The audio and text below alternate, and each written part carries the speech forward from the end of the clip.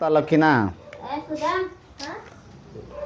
ಆಲೆಹಳ್ಳಿ ಗ್ರಾಮಕ್ಕೆ ನಮ್ಮ ಯುವ ಮುಖಂಡರಾದಂಥ ದಿನೇಶು ಹಾಗೂ ಮಂಜುನಾಥ್ ನರಸಿಂಹಮೂರ್ತಿ ಅವರು, ಆಮೇಲೆ ನಮ್ಮ ಶಾನ್ಭೋಗ್ರಣ್ಣವರು ಇವರ ಮನವಿ ಮೇರೆಗೆ ನಾನು ನರಸಿಂಹಮೂರ್ತಿ ಅನ್ನೋ ವ್ಯಕ್ತಿ ಒಂದು ಏನು ಮೇಕೆ ಹೊಡ್ಕೊಂಡು ಹೋದಾಗ ಸೊಪ್ಪು ಕೊಯ್ಯಕ್ಕೆ ಹೋಗ್ಬಿಟ್ಟು ಅವರು ಮೇಲಿಂದ ಬಿದ್ದು ಒಂದೇನು ದೈವಾನಂದರಾಗಿದ್ದಾರೆ. ಅವ್ರ ಫ್ಯಾಮಿಲಿಯವರು ಇವತ್ತು ಅವ್ರಿಗೆ ಆ ಮನುಷ್ಯ ಒಬ್ಬ ಆಧಾರ ಸ್ತಂಭವಾಗಿದ್ದ. ಆ ಫ್ಯಾಮಿಲಿ ಇವತ್ತು ಭಾಳ ತುಂಬ ಕಷ್ಟದಲ್ಲಿದೆ. ಅವ್ರ ತಾಯಿಯವರು ಮತ್ತು ಅವರ ಧರ್ಮಪತ್ನಿಯವರು, ಆಮೇಲೆ ಒಬ್ಬ ಮಗ ದಿಗಂತ್ ಅಂತ ಹೇಳಿ ಅವನು ಅಂಗವಿಕಲರಾಗಿದ್ದಾರೆ.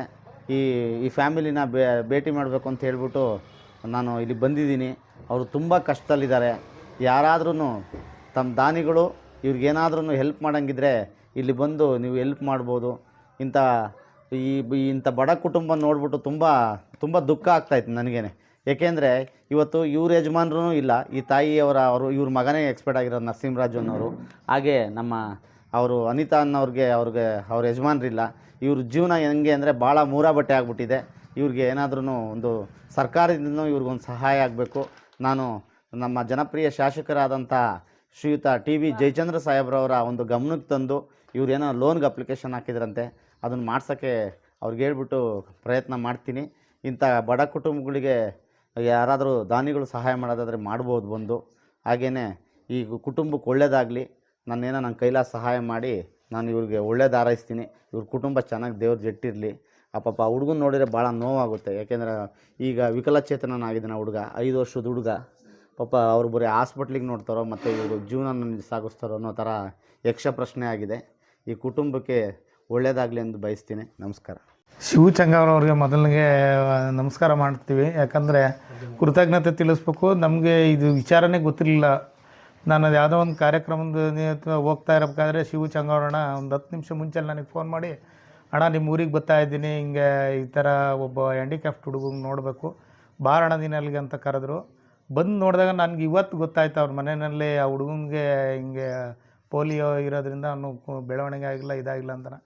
ಅದು ಈಗ ಇವತ್ತು ಅವರು ಕಷ್ಟಕ್ಕೆ ಸ್ಪಂದಿಸ್ತಕ್ಕಂಥ ಶಿವು ಚಂಗಾರವಣ್ಣಗೆ ಧನ್ಯವಾದ. ಇದೊಂದೇ ಎಲ್ಲ ತಾಲೂಕಿನಾಗೆ ಯಾವುದೇ ಎಲ್ಲ ಕಷ್ಟದಾಗಿರ್ತಕ್ಕಂಥವ್ರಿಗೆ ಭಾಳ ಇವರು ಹೇಳಿದ ತಕ್ಷಣ ಸ್ಪಂದಿಸ್ತಾ ಇದ್ದಾರೆ. ಇದರಿಂದ ಇವರು ಮುಂದಿನ ದಿನಗಳಲ್ಲಿ ಇವ್ರಿಗೆ ದೇವರು ಒಳ್ಳೆಯ ಯಶಸ್ಸನ್ನು ನೀಡಲಿ ಅಂತೇಳಿ ನನ್ನ 2 ಮಾತನ್ನು ಮುಗಿಸ್ತೀನಿ. ಇವತ್ತೇನು ಶಿರಾ ತಾಲೂಕಿನ ಈ ಒಂದು ಕಳ್ಳಂಬೆಳ ಹೋಬಳಿ ಆಲ್ನಹಳ್ಳಿ ಗ್ರಾಮದಲ್ಲಿ ನಮ್ಮ ಸಹೋದರಿ ಅನಿತಾ ಅವರ ಕುಟುಂಬಕ್ಕೆ ನೆರವಾಗಲಿಕ್ಕೆ ನಮ್ಮ ಸಮಾಜ ಸೇವಕರಾಗಿರ್ತಕ್ಕಂಥ ಶಿವು ಚಂಗಾವರ ಅಣ್ಣನವರು ಇಲ್ಲಿಗೆ ಬಂದಿದ್ದಾರೆ. ಅವ್ರಿಗೆ ನಾವು ತುಂಬ ಆಭಾರಿಯಾಗಿದ್ದೀವಿ. ಯಾಕೆಂದರೆ ಇಡೀ ತಾಲೂಕಿನಲ್ಲಿ ಏನಾದರೂ ಕಷ್ಟ ಅಂದರೆ ಯಾರಿಗಾದ್ರೂ ಬಡವ್ರ ಬಗ್ಗರಿಗೆ ಅತಿ ಬೇಗ ಸ್ಪಂದಿಸ್ತಾ ಇದ್ದಾರೆ ಅಂತಂದರೆ ಅದು ಶಿವು ಚಂಗಾವರವರು.